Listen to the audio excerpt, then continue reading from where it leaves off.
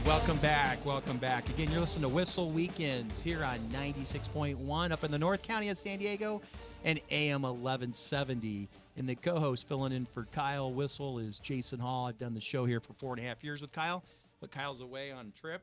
And we were just talking about the academies, right? The Air Force Academy, football, the different stuff going on. And Todd, our producer, reminded me next weekend, so this would be, what is it, the 28th or whatever it is, 7th, somewhere in there. I think it's 27th. We actually have Navy playing Notre Dame right here in San Diego. Right San Diego. Right. So I've had, my buddies are Notre Dame guys, and so we got some tickets and actually got a box over a year ago. So the guys are pretty excited to see Notre Dame. And as just mentioned, I'd love to see Navy compete with these guys. Earlier this year, Army actually took Oklahoma to overtime. And so they competed with Oklahoma, who's one of the top-ranked teams. So anything can happen. You never know. But look for that next weekend. You got Navy and Notre Dame. Be pretty fun. Pretty It'll fun. Be cool for you to see all the little celebrations and little traditions that the Notre Dame fans have. Yeah, and even Navy. Navy's exciting, man, to see those guys. The cadets go crazy. They love their teams. So that's the thing too. You have to keep in mind that with those Army, Air Force, and Navy, a lot of those guys are going off to serve our country. And the other colleges, ones they're trying to get to the NFL or do something else. But these guys know they know you stay 2 years when the academies you're required now to put in time. And once you go past your 2 years, you basically sign, hey, every year I give you, I'm going to have to give you back that they give you in school. That's how it works. Okay. That's how it works. Even if they don't graduate, they're still going, right? But if you graduate, you come into the Navy, Air Force, or Army, depending on which academy. You come in as an officer. And so that's a lot better than being, you're ranked versus I never being understood an E1. how that went. Okay. Yeah, so that's kind of exciting. So, hey, just went to the break. We were just talking about 5 tips for starting your home search. Now, some of these might seem common, but, so many basic things people forget about, right?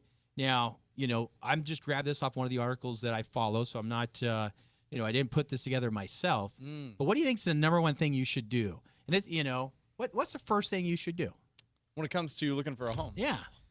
Know what you're looking for and know your budget. That's what I'm That's definitely part of it in there. That's number one. Oh, it's not number Get one. approved. Get approved. Get pre-approved for a mortgage before you start the search so that you know that what you're buying you can afford so that it does fit your budget just like you're talking about, right?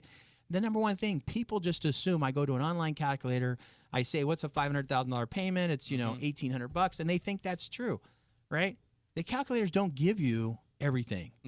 Most of these online calculators are trying to get eyeballs, and so they're just looking for, they know we all want the lowest payment. So they're showing you a low payment without maybe the taxes, the insurance, maybe the HOAs, maybe even a rate, or a lot of them show 20-25% down payment, which most of us here in San Diego don't have. Nope. So be careful on that. That's the number one. Number two, know the difference between your must-haves and you would like to haves. What's your ideal? What's your ideal? What's something you're gonna absolutely want? Right. What you have to have, right? I mean, if you got 2 girls, you got to have 2 bathrooms, right? I mean, that's a must. That's not a want, right? Or would like. That's a must. Now, would like might be a pool or spa or 3-car garage versus a 2-car garage. Things like that are considered would like. So that's number 2. Number 3, research and choose a neighborhood you want to live in. Right? You really want to make commute certain. looking like? Yeah. Talk about that, Nick. Yeah, we want to see how far away is it going to be when it comes to how far are you going to be traveling every single day. Do you want to be spending an hour every single day going one way to work? I think not. So you want to look for something that's close enough in an area that's close enough to work. Kyle was just talking about it at our weekly meeting. He was saying, you can go on Google, and Google can show you at what time of the day is it typically going to look like when it comes to your commute. So look in that area. How far is it going to take you? How long is it going to take you to get to work? Yeah, because it's a lifestyle in that neighborhood too. Does that neighborhood have the restaurants that you like to go to, the parks, the hiking, the walking, whatever it is that you're into? Absolutely. Does your neighborhood offer that? That's what we're talking about looking there. Another tip, on tip number 4, pick a house style you love and stick to it.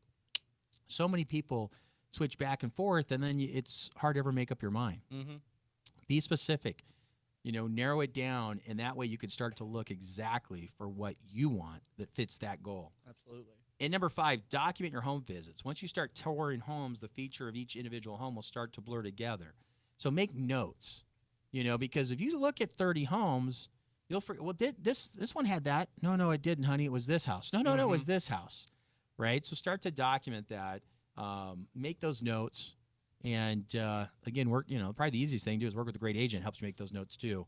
But those are some of my 5 quick tips I wanted to kind of go over. But, Nick, what are some of your tips? Absolutely. For the starting the home search? So if I'm a new home buyer, we went through some of the basic 5s. What's kind of Nick's maybe additional tips that you kind of like to help buyers when they're starting their home search?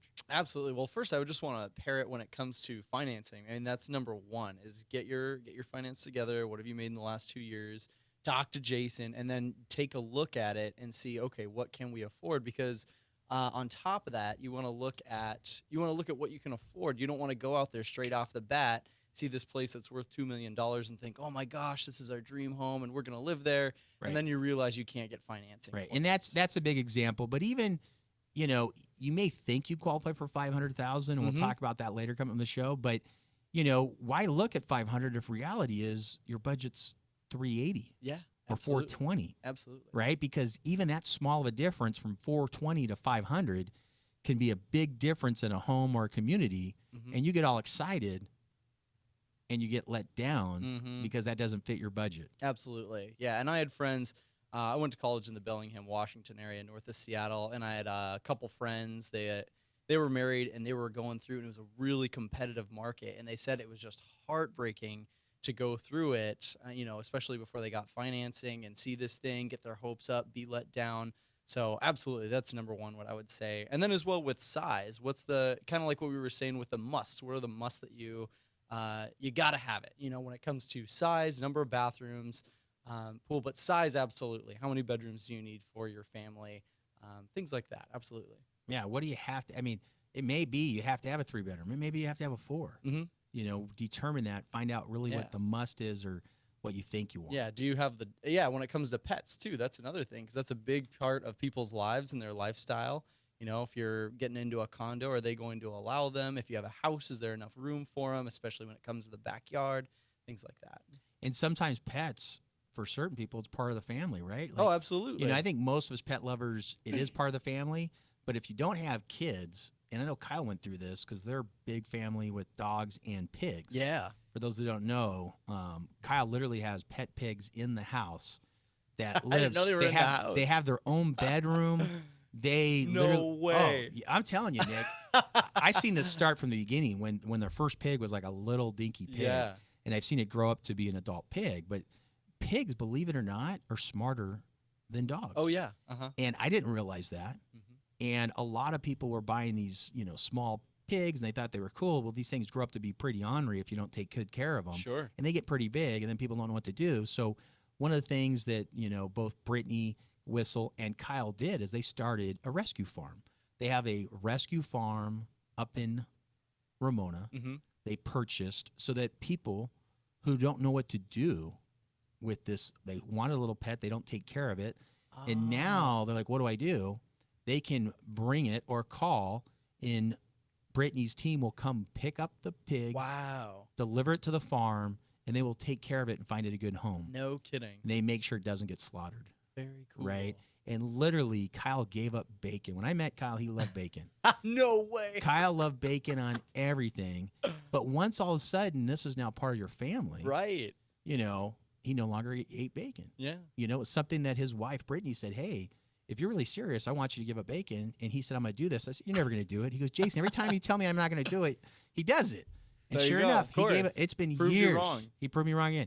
It's been years since he's eaten bacon. But I can, and they are huge pet lovers because they run the rescue farm. They love the dogs. But once you have your own child, all of a sudden, that kid, baby Nixon is at a whole different level, thank God, than the pigs and the dogs, right? Of course, she has her own home, or her own little room. But literally, he has grown as a father because now he starts to see. He used to tease me, oh, you got to go coach. You're going to go do this. I'm like, just wait. just wait. It's going to happen man. to you It's too. going to happen to you. And now he's looking forward to coaching and doing some of those events. You know, she's still only a couple of years old, so you know, in time that'll happen. But she's already doing dance and a lot of fun stuff that she does with both of them. So that's something that you're right. When we talked about pets, it's important. Absolutely. He in his community at Sky Ranch, he had to get a actual okay from the HOA board because pigs were not ruled in as one of the normal pets. I mean, yeah. Because, again, average people, and you're listening right now, you're like, I didn't think pig could be a pet. Because, again, I didn't.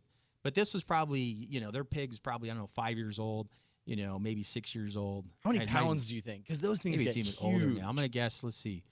It gets up there. They're like 100-pound pigs, man. I mean, you know, 100 and something. And we can talk about it when Kyle gets back. But it's very interesting how big these pigs get.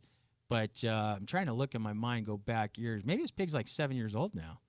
It goes fast. I don't know where the time goes, Where does guys. the time go? And Where you're a does- father, Jason. How old's you have one daughter? So I have one daughter's 27. She's engaged to get married on May 18th, 2019, Melanie Hall, to Mr.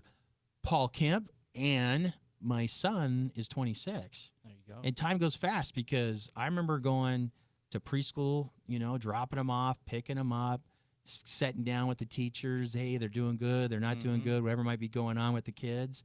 Going to all their ball games. And now they're 26 and 27. Here you go. You know, where does time go?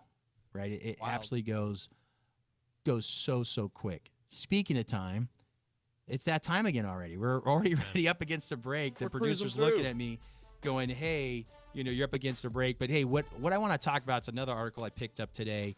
Baby boomers are downsizing. Are you ready to move? Are you a baby boomer? Or if you're not a baby boomer, maybe you want to buy a baby boomer's home. So coming up, we're going to talk about that. Again, you're listening to AM 1170, The Answer, in 96.1 up in North County. This is Whissel Weekends. We'll be right back.